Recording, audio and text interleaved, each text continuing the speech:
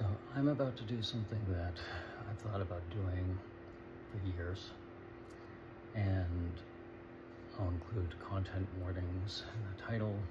Um, and yeah, so what I'm about to do is I'm about to share the very much abridged version of what I will label as my most recent past life story. I say as someone who clinically died from suicide. Um, and though I have shared this story, the story of the things that humans have done to my body, I've shared it throughout many years and intervals, and in therapy since I was 12. I've only ever told the full abridged version to one person once in one go. And I want to share this both for those who are in a place of suffering, to the many who can relate, and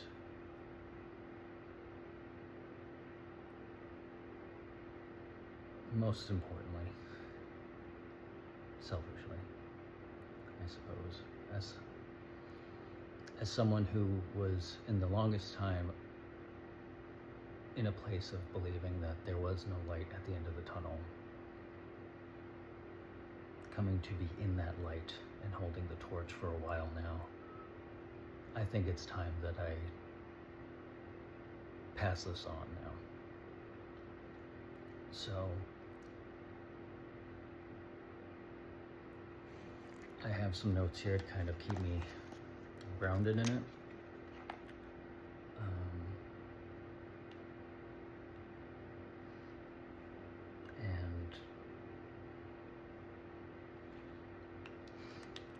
And I'm definitely not intentionally, but accidentally keeping a lot of things out because a lot has happened. So, with that said, let's all just take a deep breath, because this is going to be uncomfortable to hear about and uncomfortable to speak. And again, I remind you that I've been in therapy for most of my life experience. I can share this now from a place of healing, and though these experiences I'm about to share will always have some form of impact on my life, I now have transmuted the vast majority of it into something useful and serving. So I'm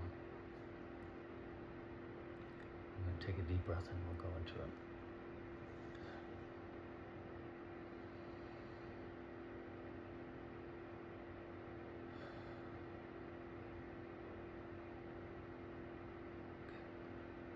So, this is the things that humans have done to my body, or had done to my body. And I'll start with the non-familial stuff and some light context of family. So,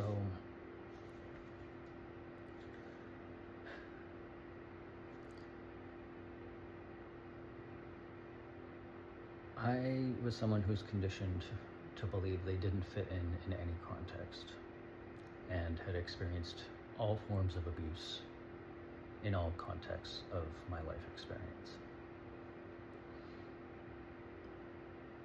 I spent most of my life experience hiding in my pink and white toy box and locked in a basement. I was born with a narcissistic mother, who I will get to later. And so the years will hop around a bit, but just the process. When I was 10 years old, I was molested by my brother's friend, who was just on the verge of being a legal adult, if not at that point passing legal adult. My brother was the sole witness to that and did nothing.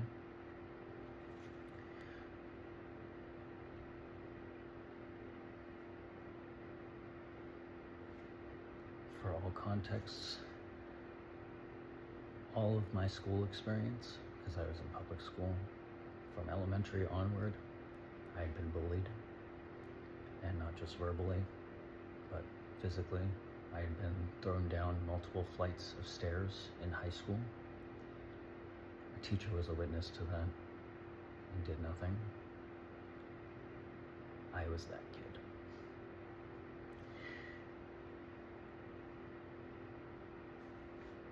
When I was 12 years old, I witnessed my birth mother stab her second husband, my stepfather. He is an enabling person, or was, I don't know. I haven't been in contact for years.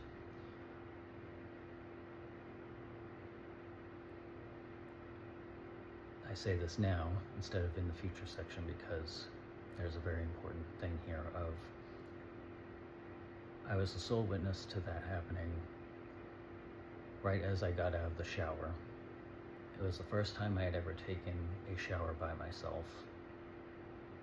I was always afraid to take a bath or shower by myself. You'll come to understand why by the end of this.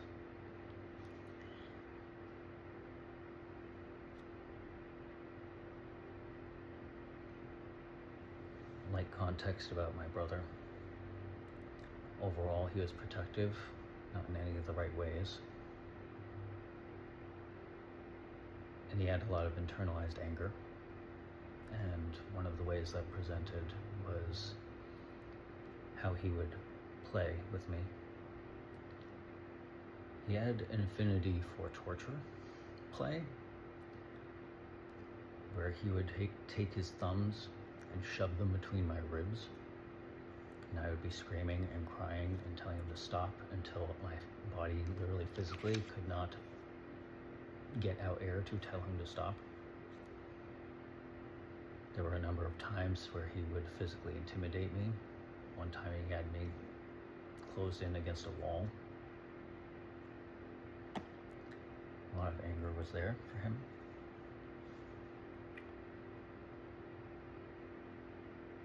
And then I will hop to romantic sexual relationships. When I was 14 years old, as a way to reach out to the world as a young agoraphobic person, I had 2 or 3 couple online boyfriends in virtual chat rooms. I say boyfriends, but they were probably older men hiding behind avatars, and they would use me sexually online. It was the only sense of love I felt I could access. Then when I was 15 to 16, I had my first in-person boyfriend, and he had raped me a number of times over the year and a half we were together. And when I had told my mother about that, her response was telling me how her first boyfriend had raped her in a very much, that's just kind of the way it is attitude. So nothing was done about that. Hop to when I was 19, I had a very toxic relationship with an older woman, and one night when she was drunk, she had raped me. And that was its own complex experience as someone who was in identifying as male at the time, in early transition, to be a man who's raped by a woman is its own highly stigmatized matter.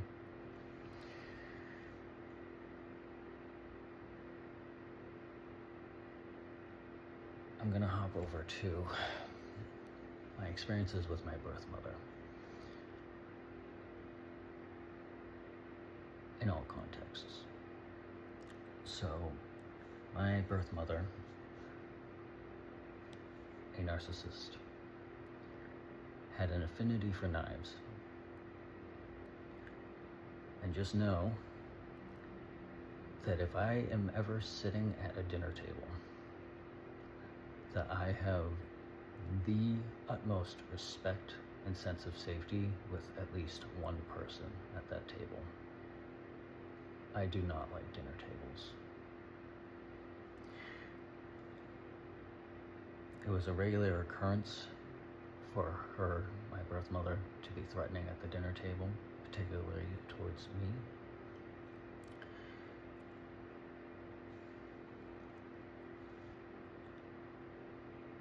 And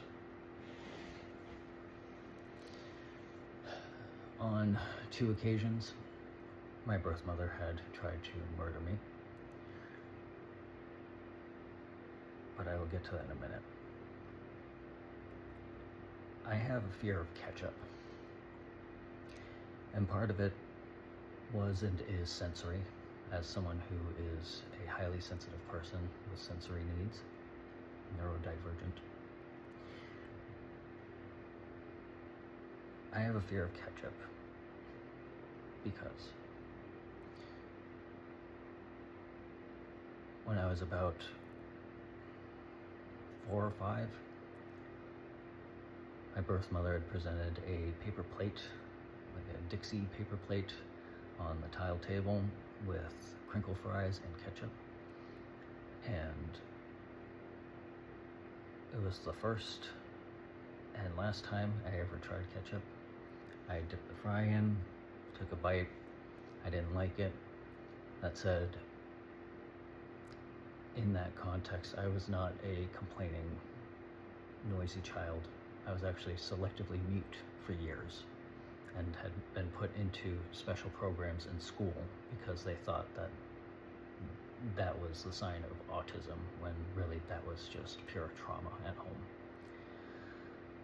So I took the bite, I didn't like it. Instead of complaining or saying anything, I just put the fry down, stayed silent. Because I didn't eat, she didn't like that. And the way she chose to express her dislike of that is she screamed in my face, grabbed the back of my head, and smashed my face so hard into that white tile table that it broke my nose and permanently misaligned my jaw. I didn't have a deviated septum or an overbite until that day. That is the reason I need to wear a rigid nasal dilator and a mouth guard every night.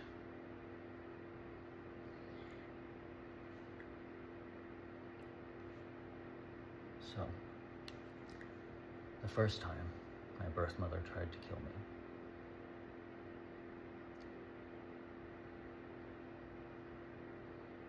there was a day I had gotten home from school, elementary school, again, somewhere around 5 or 6. My birth mother had grabbed me by the right wrist and dragged me up the entire stairwell. I had this like dark blue carpeting up the whole way, very large stairwell in the apartment I was brought up in initially. Dragged me all the way up the stairwell, fully dislocated my right shoulder.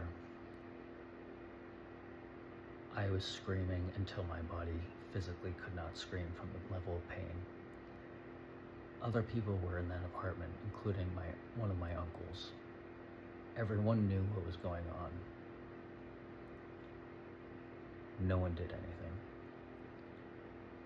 Once she had dragged me all the way up, fully dislocated shoulder, to the top of the stairwell, she had gone into the apartment, closed the door behind her.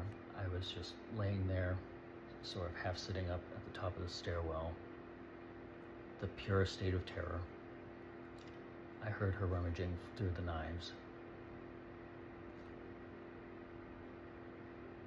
I'm going to stop that part there.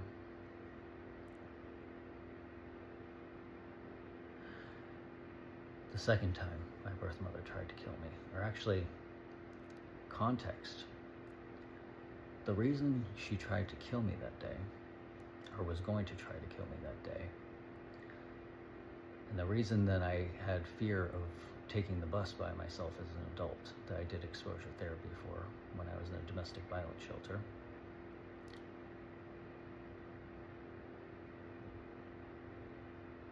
is I had gotten on the wrong bus.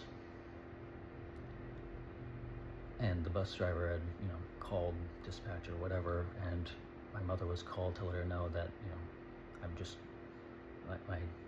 my dead name, my birth name was Jillian, so Jillian's going to arrive a little bit later on this bus. That's it. She didn't like that. She felt threatened by that because it drew attention towards me, which then draws attention towards her. And she already had enough attention on her with police always coming by.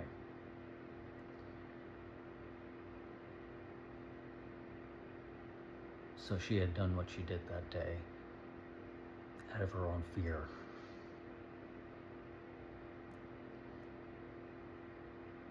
I just got on the wrong bus. So, the second time my birth mother tried to kill me,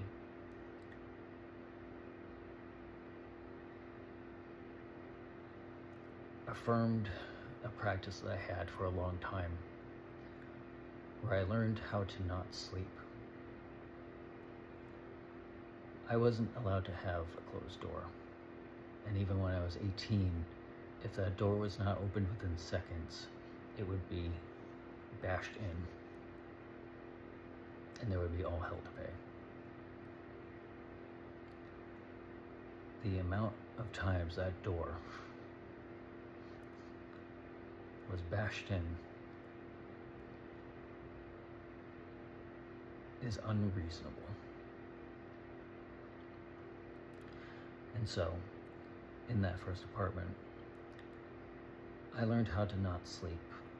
I learned how to squint my eyes to look like I'm sleeping, to where I could just watch the sliver of light in the doorway, as long as my body would stay awake, in case something like what happened that night would happen. She had come in a rage. I don't know if she was drinking or just going off again. But she was going to come after me. And the only reason I didn't get murdered that night was my father, before he had left, stepped in. I'm not going to talk about my father in this.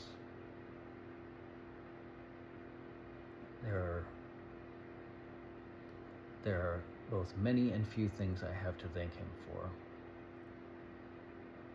but that night is certainly one of them.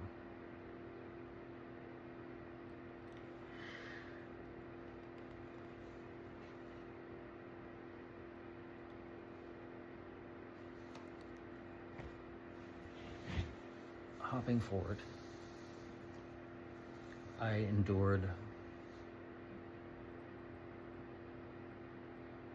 all of the forms of abuse up until about age 26 with my birth mother.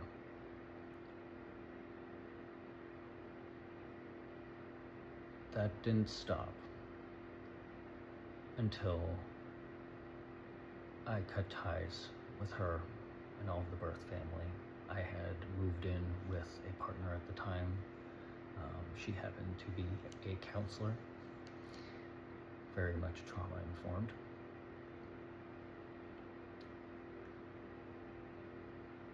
And so the last time I endured in person was, there was a day that I had ordered a mouth guard, funnily enough, the night guard for my grinding. But it had delivered to the wrong address, that prior address, that house that they lived in. And so the plan was, that partner's name was Liz, The plan was with Liz, we'll go to the house, we'll say hi, we'll grab the package and go. And I mean, like, hey, when you're home, okay, we got our package, we're going now, bye.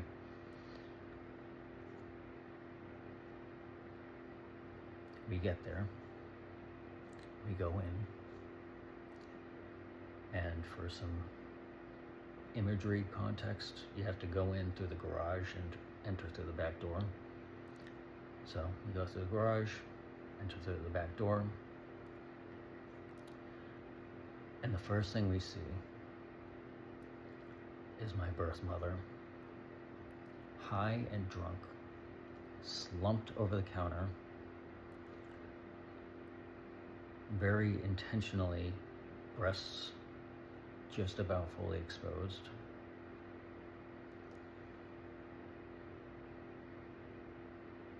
And it is at this time that Liz and I were engaged.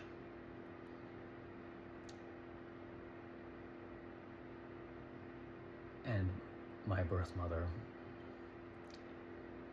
immediately, so all of my life since starting dating, my birth mother had hit on every single woman that I ever dated. I learned to stop bringing people I dated to that house. So that day, as she slumped over the counter, she immediately starts hitting on Liz. Offensively. Racistly. And there were very few times in my life up to that point that I actually felt true anger. And in that moment, I could almost see red.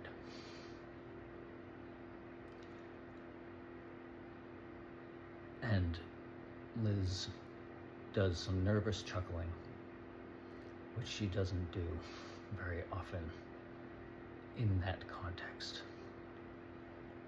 in that way. And my birth mother, of course, as we try to just make our exit, couldn't just have us leave without one last thing to say.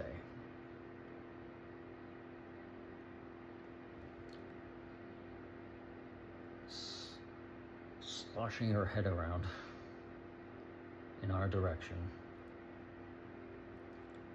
slurring her words, my birth mother says to my fiance, and my name at the time was David,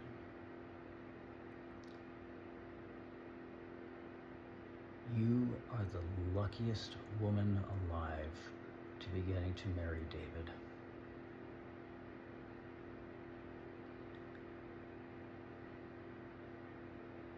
With the things that body does.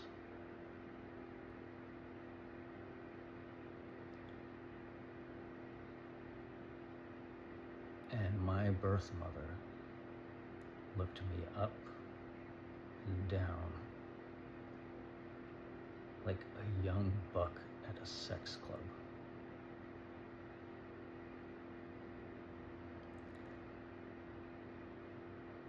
Liz lets out a nervous chuckle again and says, "We're leaving now. Or rather, we're going now." And we go. The moment my car leaves that driveway, Liz asks, "What the fuck did she just say?" And I, thinking she's referring to the racist, flirtatious remarks towards her, say, "I am so sorry, that was so fucking awkward. She should have never said those things to you." And Liz, a counselor, then asks, has she ever said anything like that to you before? And I, realizing she wasn't asking about the racist remarks, then say,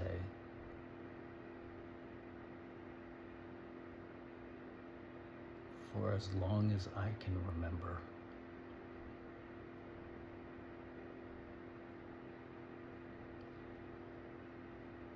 and then I was silent. And my silence spoke volumes.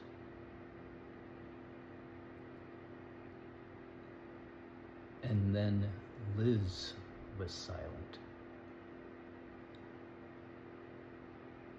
Liz was never the type to ever stop asking questions until that moment where she stopped asking questions.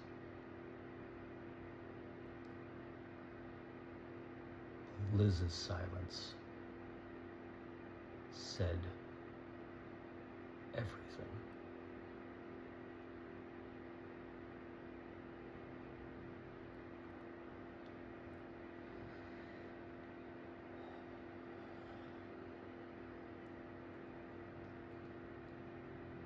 I share this story,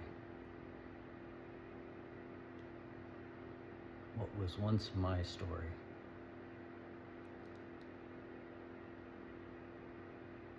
because I need everyone who is ready to hear it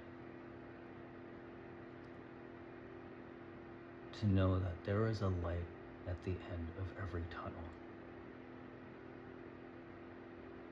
That there is a reason to keep moving and living.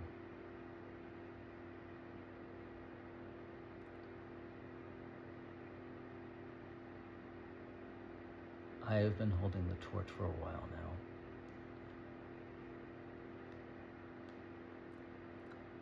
And I pass it on to you.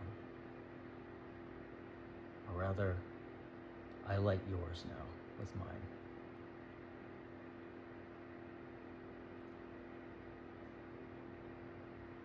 Follow your heart home.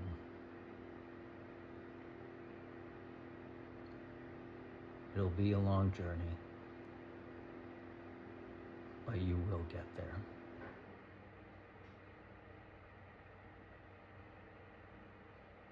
I made it, and you will too.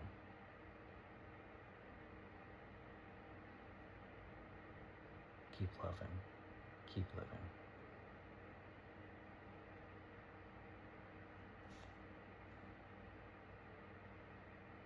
And thank you for being a part of the releasing of this past. I'm ready to move forward now. In finality.